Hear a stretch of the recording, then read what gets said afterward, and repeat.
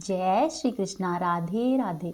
आज मार्गशीर्ष माह के शुक्ल पक्ष की एकादशी तिथि है, यानी कि आज ही के दिन मोक्षदा एकादशी का पर्व मनाया जाएगा। साथ ही साथ आज ही के दिन गीता जयंती का पर्व भी मनाया जाएगा। तो आज की इस वीडियो में आप सुनेंगे मोक्षदा एकादशी व्रत की संपूर्ण कथा, साथ ही एकादशी माता और तुलसी माता की कथा भी। मोक्षदा एकादशी का व्रत धारण करने से मनुष्य को मोक्ष की प्राप्ति होती है। साथ ही यदि मनुष्य मोक्षदा एकादशी का व्रत धारण करके इसका पुण्य अपने पितरों को अर्पित करे या फिर अपने किसी भी पूर्वजों को अर्पित करे तो मनुष्य के उन पूर्वजों को भवसागर से मुक्ति मिलती है। साथ ही श्री हरि विष्णु का धाम यानी कि वैकुंठ धाम प्राप्त होता है। तो आइए प्रभु श्री हरि के चरणों का ध्यान करते हुए हम एकादशी की कथा को सुनते हैं। कथा शुरू करने से पहले एक बार कमेंट बॉक्स में श्री हरि के जयकारे जरूर लगाइए। जब भगवान श्री कृष्ण और महाराज युधिष्ठिर एकादशी के महात्म्य पर चर्चा कर रहे थे, तब महाराज युधिष्ठिर ने कहा कि हे भगवान, आप तीनों लोकों के स्वामी, सबको सुख देने वाले और जगतपति है। मैं आपको प्रणाम करता हूँ। हे देव, आप सबके हितैषी है। अतः मेरी इस संशय को दूर करके मुझे ये बताइए कि मार्गशीर्ष मास के शुक्ल पक्ष की एकादशी का क्या नाम है। उस दिन कौन से देवता का पूजन किया जाता है और इसकी क्या विधि है। कृपया करके मुझे ये विस्तार से बताइए। भक्त वत्सल भगवान श्री कृष्ण कहने लगे कि हे धर्मराज, तुमने बड़ा ही उत्तम प्रश्न किया है।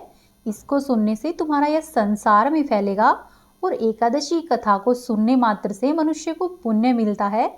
अतः तुम उसको ध्यान पूर्वक सुनो। मार्गशीर्ष मास के शुक्ल पक्ष की एकादशी पापों को नष्ट करने वाली है, इसीलिए ही इसका नाम मोक्षदा एकादशी है। इस दिन दामोदर भगवान की धूप दीप नैवेद्य आदि से भक्ति पूर्वक पूजा करनी चाहिए। इसकी कथा के अनुसार गोकुल नाम के एक नगर में वैशानक नाम का एक राजा राज्य करता था। उसके राज्य में चारों वेदों के ज्ञाता ब्राह्मण निवास करते थे। वह राजा अपनी प्रजा से पुत्रों की ही भांति प्रेम करता और पुत्रवत अपनी प्रजा का पालन किया करता। एक बार रात्रि में राजा ने स्वप्न में देखा कि उसके पिताजी नरक में हैं। यह देखकर राजा को बड़ा आश्चर्य हुआ। जब वह प्रातःकाल निद्रा से उठा तो उसके दिमाग में यही बात चलती रही कि मेरे पिताजी नरक में कैसे हो सकते हैं। इसीलिए अपने संदेह को दूर करने के लिए वह राजा प्रातःकाल विद्वान ब्राह्मणों के पास गया और उन ब्राह्मणों से अपना वह स्वप्न कह सुनाया। राजा ने कहा कि हे ब्राह्मण देवताओं, मैंने अपने पिता को नरक में कष्ट भोगते हुए देखा है। उन्होंने मुझसे कहा है कि पुत्र, मैं नरक में पड़ा हूँ, यहाँ से तुम मुझे मुक्त कराओ। हे ब्राह्मण देवताओं, जब से मैंने अपने पिता के ऐसे वचन सुने हैं तब से मैं बहुत बेचैन हूँ। चित्त में बड़ी अशांति है। मुझे इस राज्य से धन, पुत्र, स्त्री, हाथी, घोड़े, इन सब से कुछ भी सुख प्राप्त नहीं होता है। आप लोग अब मुझे सलाह दे कि मैं क्या करूं। फिर आगे राजा कहता है कि हे ब्राह्मण देवताओं, उस पुत्र का होना ही व्यर्थ है जो अपने माता और पिता का उद्धार नहीं करा सके, क्योंकि एक उत्तम पुत्र जो अपने माता पिता तथा पूर्वजों का उद्धार कराता है वही 100 मूर्ख पुत्रों से श्रेष्ठ होता है। हे ब्राह्मण देवताओं, जैसे एक चंद्रमा सारे जगत में प्रकाश देता है, परंतु हजारों तारे भी एक चंद्रमा के समान प्रकाश नहीं कर पाते, ठीक उसी तरह से एक सुयोग्य पुत्र का होना श्रेष्ठकर है। वे ऋषि आपकी समस्या का जरूर हल करेंगे। ऐसा सुनकर राजा पर्वत मुनि के आश्रम पर गया। उस आश्रम में अनेक शांतचित योगी और मुनि तपस्या कर रहे थे। उसी जगह पर पर्वत मुनि बैठे हुए थे। राजा ने मुनि को दंडवत प्रणाम किया। मुनि ने राजा से कुशल क्षेम पूछी और यहाँ आने का कारण पूछा। राजा ने कहा कि महाराज, आपकी कृपा से सब कुशल मंगल है, लेकिन अचानक ही मेरे चित्त में अशांति रहने लगी है। ऐसा सुनकर मुनिवर ने अपनी आंखें बंद की और राजा के भूतकाल पर विचार करने लगे। फिर वे बोले कि हे राजन, मैंने योग के बल से तुम्हारे पिता के कुकर्मों को जान लिया है। उन्होंने पूर्व जन्म में कामातुर होकर अपनी एक पत्नी को रति दी, किंतु सोत के कहने पर अपनी दूसरी पत्नी को ऋतुदान मांगने पर भी नहीं दिया। उसी पाप कर्म के कारण तुम्हारे पिता को नरक में जाना पड़ा है। तब राजा ने कहा कि हे मुनिश्रेष्ठ, आप मुझे इस समस्या के निवारण का कोई उपाय बताइए। तब मुनि बोले कि हे राजन, आप ऐसा कीजिए, मार्गशीर्ष मास के शुक्ल पक्ष की एकादशी का उपवास करें और उस उपवास के पुण्य को अपने पिता को अर्पित कर दे। इसके प्रभाव से आपके पिता को नरक से अवश्य ही मुक्ति मिलेगी। मुनि के ऐसे वचन सुनकर मुनि को प्रणाम करके राजा अपने महल को वापस आ गया और मुनि के कहे अनुसार अपने पूरे परिवार के सहित मोक्षदा एकादशी का व्रत किया और उस व्रत के उपवास का पुण्य उसने अपने पिता को अर्पित कर दिया। इसके प्रभाव से राजा के पिता को मुक्ति मिल गई और स्वर्ग में जाते हुए राजा का पिता अपने पुत्र से बोला कि हे पुत्र, तेरा कल्याण हो। ऐसा कहकर वह स्वर्ग को चला गया। फिर आगे भगवान श्री कृष्ण युधिष्ठिर से कहते हैं कि हे युधिष्ठिर, मार्गशीर्ष मास के शुक्ल पक्ष की इस एकादशी को यानी कि मोक्षदा एकादशी के व्रत को जो भी मनुष्य करते हैं उसके समस्त प्रकार के पाप नष्ट हो जाते हैं। इस व्रत से बढ़कर मोक्ष देने वाला कोई अन्य व्रत नहीं होता। साथ ही साथ इस व्रत को करके उसका पुण्य यदि अपने पितरों को अर्पित किया जाए तो पितरों की आत्मा को भी शांति मिलती है और वो मनुष्य को सुख, समृद्धि और खुशहाली का आशीर्वाद देते हैं। साथ ही इसकी कथा को पढ़ने या फिर सुनने से वाजपेयी यज्ञ के जितना फल प्राप्त होता है। एक बार की बात है, एक राज्य में एक राजा था। वह अपनी प्रजा का बहुत अच्छे से ध्यान रखता और प्रजा भी राजा को बहुत पसंद करती। उस राजा की 2 बेटियां थी। राजा अपनी दोनों बेटियों से बहुत प्रेम करता था। राजा की छोटी बेटी दिखने में बहुत सुंदर थी और राजा की बड़ी बेटी छोटी बेटी के मुकाबले थोड़ी कम सुंदर थी। राजा की छोटी बेटी एकादशी माता की पूजा किया करती और सभी लोगों से बहुत ही प्रेम पूर्वक विनम्रता से बातें किया करती। इसीलिए ही सभी लोग राजा की छोटी बेटी से बहुत प्रेम करते और इसी कारण राजा भी अपनी छोटी बेटी को बड़ी बेटी से अधिक प्रेम करता था, जिसके कारण राजा की बड़ी बेटी अपनी छोटी बहन से ईर्ष्या करने लगी। राजा की दोनों बेटियां धीरे धीरे बड़ी होने लगी। जब वे बड़ी हो गई तो पड़ोस के ही एक राज्य में रहने वाले राजकुमार राजा की बड़ी बेटी के लिए रिश्ता लेकर आया। लेकिन जैसे ही उस राजकुमार की नजर राजा की छोटी बेटी पर पड़ी तो वह राजकुमार राजा की छोटी बेटी पर आकर्षित हो गया और वह राजा की छोटी बेटी से विवाह करने के बारे में सोचने लगा। उस राजकुमार ने राजा की बड़ी बेटी के साथ विवाह करने से मना कर दिया और उसने राजा से कहा कि मैं आपकी छोटी बेटी से विवाह करना चाहता हूँ। यह सब देखकर राजा की बड़ी बेटी को अपनी बहन पर बहुत अधिक क्रोध आया। साथ ही राजा की बड़ी बेटी अपनी छोटी बहन को अपना सबसे बड़ा दुश्मन मानने लगी। राजा की बड़ी बेटी ने अपनी छोटी बहन से बदला लेने का निर्णय किया और उसने अपनी बहन को जान से मारने का निश्चय किया। वह उसको मारने के लिए विभिन्न प्रकार के उपाय सोचने लगी और राजा की बड़ी बेटी ने अपनी बहन को मारने के लिए सबसे पहले एक लड्डू में जहर मिलाकर अपनी बहन को दिया और उससे लड्डू खाने के लिए कहा। लेकिन लड्डू खाने के बाद भी छोटी बहन को कुछ नहीं हुआ। यह देखकर उसकी बड़ी बहन बहुत ही आश्चर्यचकित हुई, लेकिन बड़ी बहन ने हार नहीं मानी। जब उसकी छोटी बहन रात को कमरे में सो रही थी तो उसने मटके में सांप रखकर उसके कमरे में छोड़ दिया, लेकिन सांप ने भी छोटी बहन को नहीं काटा। जिसके बाद बड़ी बहन ने अपनी छोटी बहन से कहा कि चलो हम लोग कुएं से पानी भर कर लाते हैं, और फिर दोनों कुएं पर पानी भरने के लिए गई। जब वहां पर छोटी बहन और बड़ी बहन पानी भर रही थी तो राजा की बड़ी बेटी ने छोटी बेटी को कुएं में धक्का दे दिया, लेकिन ग्यारस माता की कृपा से छोटी बेटी को कुछ भी नहीं हुआ। उधर बड़ी बेटी के बहुत अधिक प्रयास करने के बाद भी जब उसे सफलता नहीं मिली तो वह और अधिक क्रोधित हो गई और उसने अपनी छोटी बहन के पास जाकर उससे प्रश्न किया कि मेरी छोटी बहन, क्या तुमको पता है कि भगवान ने सबकी मृत्यु एक निश्चित समय पर लिखी है और साथ ही यह भी पता होता है कि उसकी मृत्यु कब व कैसे होगी। क्या तुम यह जानती हो कि तुम्हारी मृत्यु कब और किस प्रकार से होगी? तब राजा की छोटी बेटी ने कहा कि हाँ दीदी, मैं तो जानती हूँ मेरी मृत्यु कैसे होगी। राजा की छोटी बेटी से यह सब बात सुनकर बड़ी बेटी मन ही मन बहुत अधिक प्रसन्न हुई। तब छोटी बहन ने अपनी बड़ी बहन को बताया कि मेरी मृत्यु तो एक तोते में है, जो कि तोते के गले में एक हार है, उससे मेरी मृत्यु होगी। जब तक कोई व्यक्ति उस तोते को मारकर उस हार को अपने गले में पहने रखेगा तो मैं मूर्छित हो जाऊंगी और जैसे ही उस हार को अपने गले से उतार देगा तो मैं वापस से जीवित हो जाऊंगी। अपनी छोटी बहन की मृत्यु का राज जानकर बड़ी बहन बहुत खुश हुई और उसने अपनी छोटी बहन को मारने के लिए उस पालतू तोते को ढूंढना शुरू कर दिया। और छोटी बहन को इस बात का आभास हो गया कि कोई उसकी जान लेना चाहता है। इसीलिए वह अपने पिताजी के पास गई और कहने लगी कि पिताजी, मेरी मृत्यु के बाद आप मुझे जलाइएगा नहीं, आप मुझे पुरानी हवेली में एक पलंग पर लेटाकर छोड़ दीजिएगा। अपनी बेटी से इस तरह की बात सुनकर राजा बहुत आश्चर्यचकित हुआ और कहने लगा कि बेटी, क्या बात है, तुम यह सब क्या कह रही हो? तब राजा की छोटी बेटी ने कहा कि पिताजी, समय किसी के लिए नहीं रुकता। क्या, कब और कैसे हो जाए इसका किसी को कुछ पता नहीं होता। फिर राजा ने अपनी छोटी बेटी से कहा कि तुम ऐसी बातें क्यों करती हो? 2-3 दिन बाद तो तुम्हारा विवाह है। लेकिन छोटी बेटी ने अपने पिताजी को ऐसा करने के लिए मजबूर कर दिया और उनसे वचन भी ले लिया, जिससे कि राजा ने भी अपनी छोटी बेटी की बात स्वीकार कर ली। और फिर 2-3 दिन इसी तरह से व्यतीत हो गए और 2-3 दिनों के बाद जब राजा की छोटी बेटी की शादी का समय आया, तब राजकुमार बारात लेकर राजा के घर आया। तब राजकुमार और राजा की छोटी बेटी का विवाह शुरू हो गया।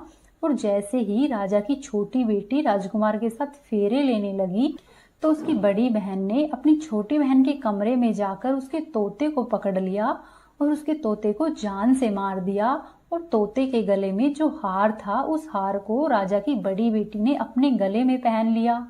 और जैसे ही बड़ी बहन ने उस हार को अपने गले में पहना तो उधर दूसरी तरफ राजा की छोटी बेटी ने 3.5 ही फेरे लिए थे और वह तुरंत ही मूर्छित हो गई।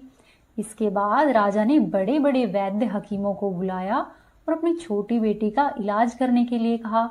राजा की बात सुनकर वैद्य ने छोटी बेटी को देखा तो राजा को बताया कि आपकी बेटी न तो जीवित है और न ही मरी हुई है। ऐसा हम पहली बार देख रहे हैं। तब राजा ने वैद्य और यह हकीमों को यह बात बाहर बताने से मना कर दिया और उनसे कहा कि अगर तुमने यह बात बाहर प्रजा में बताई तो मैं तुमको फांसी दे दूंगा।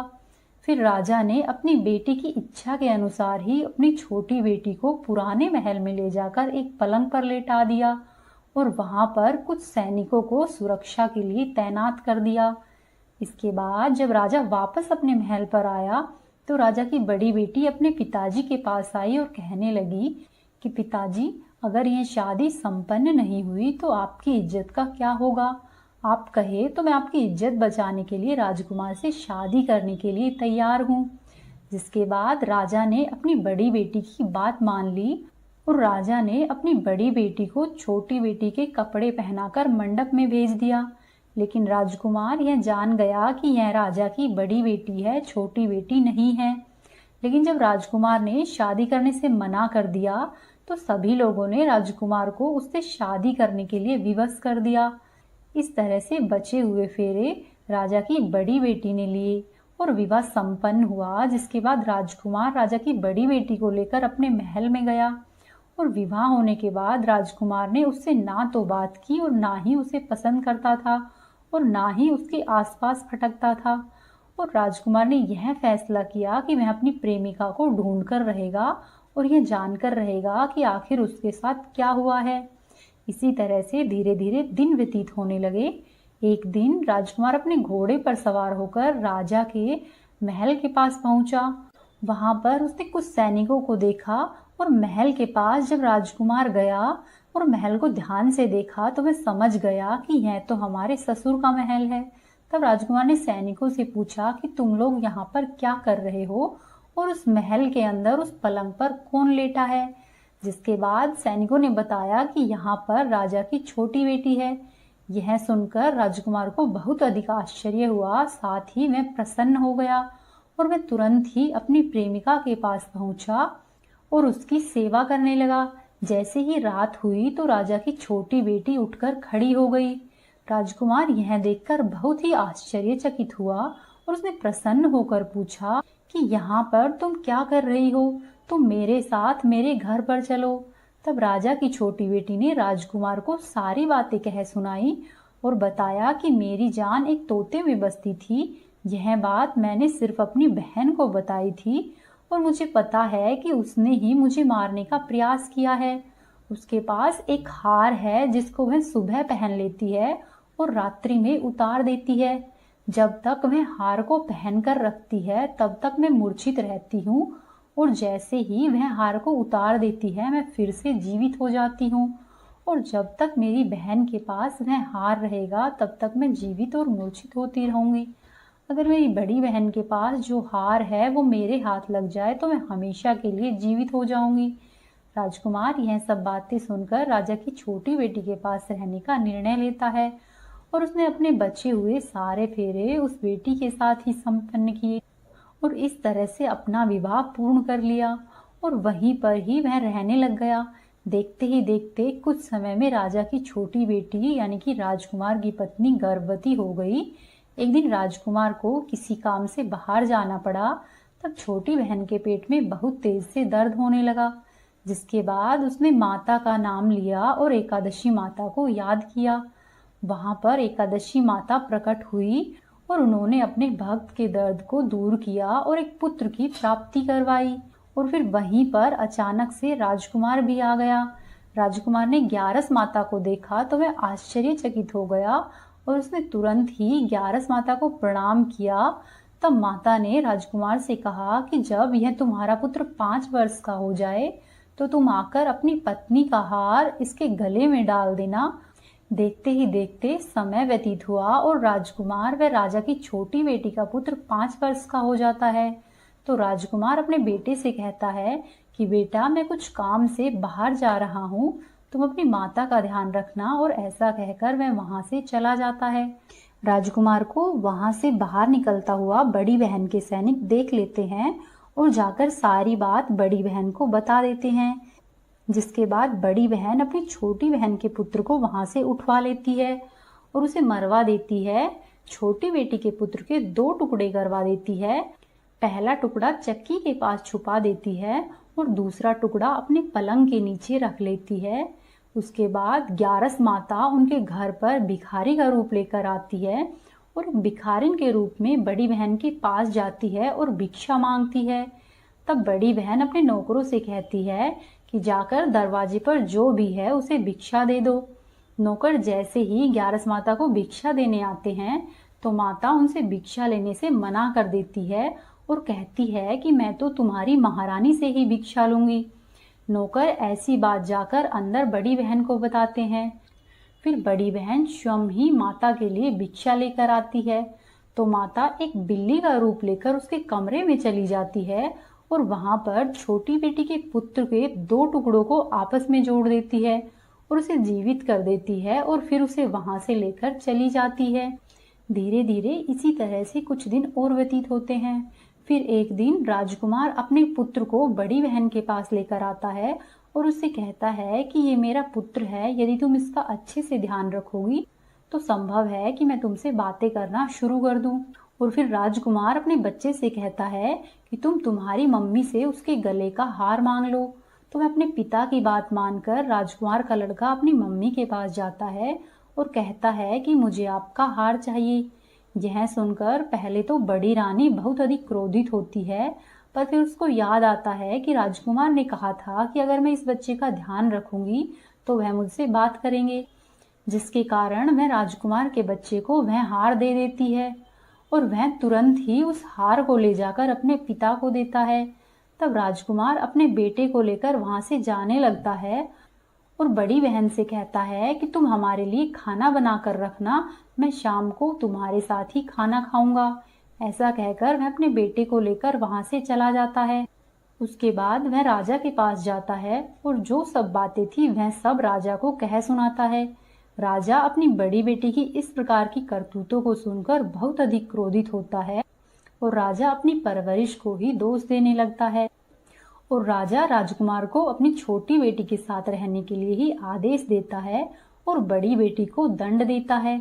इस प्रकार से ग्यारस माता की कृपा से राजकुमार और राजा की छोटी बेटी सुखपूर्वक प्रेम से रहने लगते हैं। सावर्णी मुनि की पुत्री तुलसी अपूर्व सुंदरी थी। उनकी इच्छा थी कि उनका विवाह भगवान नारायण के साथ हो, इसीलिए इस इच्छा को पूरा करने के लिए तुलसी जी ने श्री नारायण की तपस्या बद्री वन में की। तुलसी जी की दीर्घकालीन तपस्या से ब्रह्मा जी प्रसन्न हुए और प्रसन्न होकर दर्शन दिए और कहा कि हे तुलसी, तुम्हारी क्या इच्छा है।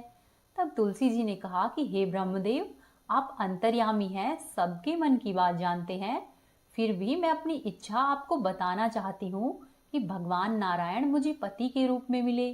ब्रह्मा जी ने कहा कि हे तुलसी, तुम्हारा अभिष्ट हो, नारायण अवश्य ही तुम्हें पति के रूप में मिलेंगे। किसी अपराध के कारण तुम्हें श्राप मिला है। इसी प्रकार भगवान श्री नारायण के एक पार्षद को भी दानव कुल में जन्म लेने का श्राप मिला हुआ है, उसमें नारायण का अंश विद्यमान रहेगा। इसीलिए इस जन्म में पूर्व जन्म के पाप के शमन के लिए संपूर्ण नारायण तो नहीं, नारायण के अंश से युक्त दानव कुल में जन्मे उस श्रापग्रस्त पार्षद से तुम्हारा विवाह होगा। श्राप मुक्ति होने पर भगवान श्री नारायण सदा सर्वदा के लिए तुम्हारे पति हो जाएंगे। तब तुलसी जी ने ब्रह्मा जी के इस वरदान को स्वीकार लिया, क्योंकि मानव कुल में जन्म के कारण उन्होंने मायावी भोग तो भोगना ही था। अब तुलसी बद्रीवन में ही रहने लगी। नारायण का वह पार्षद दानव कुल में शंखचूर के नाम से पैदा हुआ और कुछ समय के बाद ही वह भ्रमण करता हुआ बद्रीवन में आया। वहां पर उसने तुलसी को देखा। उसको देखते ही वह तुलसी पर मोहित हो गया और तुलसी के सामने उसने विवाह करने का प्रस्ताव रखा।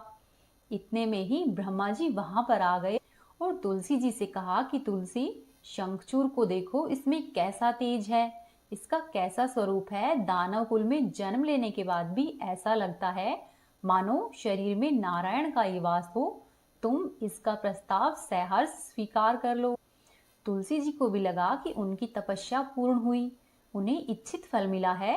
इस प्रकार शंखचूर के साथ उनका गंधर्व विवाह हो गया और तुलसी जी शंखचूर के साथ उनकी पत्नी बनकर उसके महल में आ गई। शंखचूर ने अपनी परम सुंदरी सती साध्वी पत्नी तुलसी के साथ बहुत दिनों तक राज्य किया। उसने अपने राज्य का इतना अधिक विस्तार कर लिया कि देवलोक तक उसके अधिकार में आ गए। वहीं स्वर्ग का सुख भोगने वाले सभी देवताओं की दशा अब दयनीय हो गई। शंखचूर धर्म पूर्वक राज्य करता था, वह किसी को भी कष्ट नहीं देता था। वहीं देवतागण अधिकार छिन जाने और राज्य छिन जाने से परेशान थे। तब सभी देवतागण मिलकर श्री ब्रह्मा जी, विष्णु जी और शिव जी की सभा में गए तथा सभी देवताओं ने अपनी विपत्ति कह सुनाई। तब ब्रह्मा जी ने कहा कि तुलसी परम साध्वी है, उसका विवाह मैंने ही शंखचूड़ से कराया था। शंखचूड़ को तब तक नहीं हराया जा सकता या नहीं मारा जा सकता जब तक तुलसी का सतीत्व नष्ट नहीं हो जाए।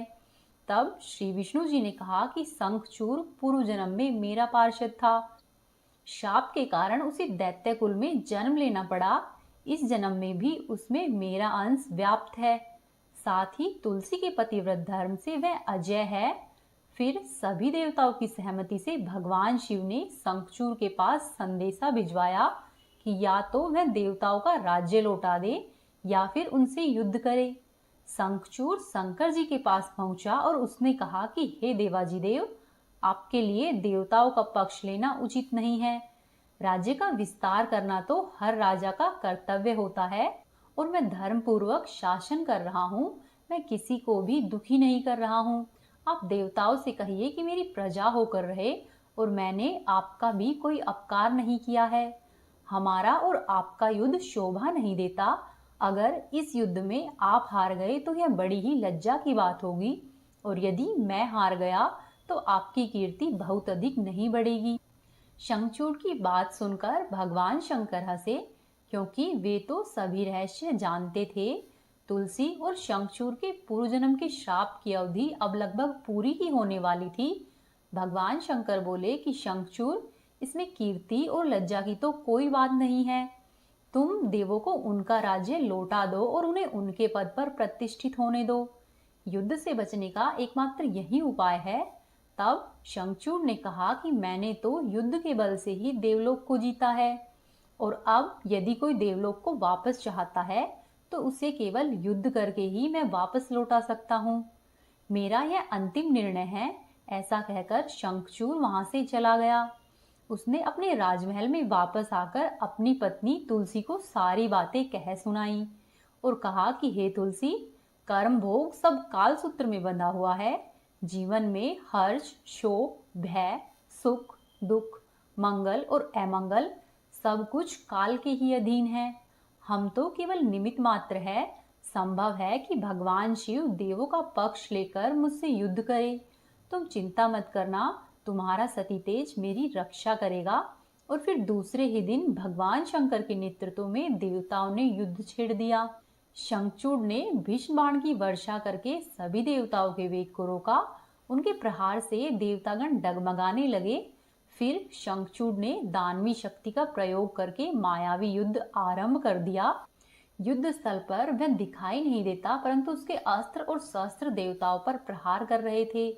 कई दिनों तक इसी तरह से भयंकर युद्ध चला। शंखचूड़ पराजित ही नहीं हुआ। तब भगवान शिव ने श्री विष्णु जी से कहा कि हे हरि, कुछ उपाय करो, अन्यथा मेरा सारा यश मिट्टी में मिल जाएगा। तब श्री विष्णु जी ने सोचा कि बल से तो शंखचूड़ को हराया नहीं जा सकता, अब इसे छल से ही हराना पड़ेगा।